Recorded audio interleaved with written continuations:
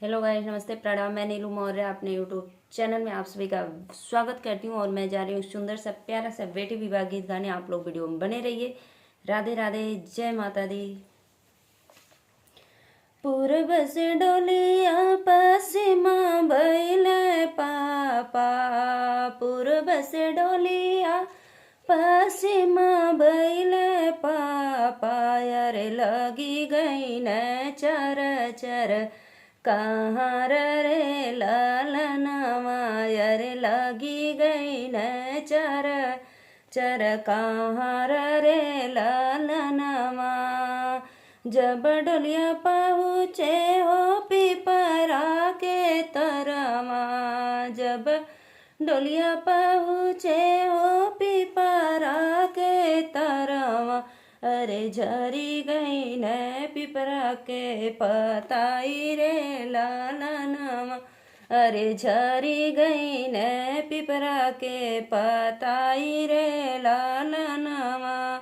दुआर पे रोई रोई पूछे उनकर पापा, दुआर पे रोई रोई पूछे उनकर पापा, अरे कहाँ गई नी बेटी हमार रे लालनवा, अरे कहाँ गई नी बेटी हमार रे लालनवा। घर में से निकाले नी बेटी का मामी, घर में से निकाले नी बेटी का मामी, अरे पापा के लगने समझावै रे लालनवा, अरे पापा के लगने समझावै रे लालनवा। तोहर जे बेटी गई ने अपने ससुरवा, तोहर जे बेटी गई ने अपने ससुरवा, अरे चली गई नी बेटी हमारा रे लालनवा, अरे बेटी पाराया दाना होनी रे लालनवा। पूरब से डोलिया पश्चिमा भइले पापा, पूरब से डोलिया पश्चिमा भइले चाचा, अरे लगी गई न चार चार कहाँ रे लालनवा, अरे लगी गई न चार चार कहाँ रे लालनवा।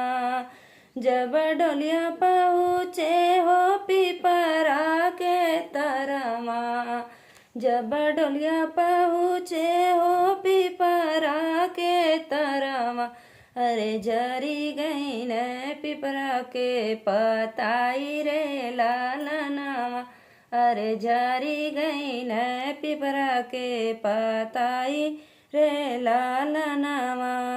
दुआर पे रोई रोई पूछे उनकर चाचा, दुआर पे रोई रोई पूछे उनकर चाचा, अरे कहाँ गई नी बेटी हमारा रे लालनवा, अरे कहाँ गई नी बेटी हमारा रे लालनवा।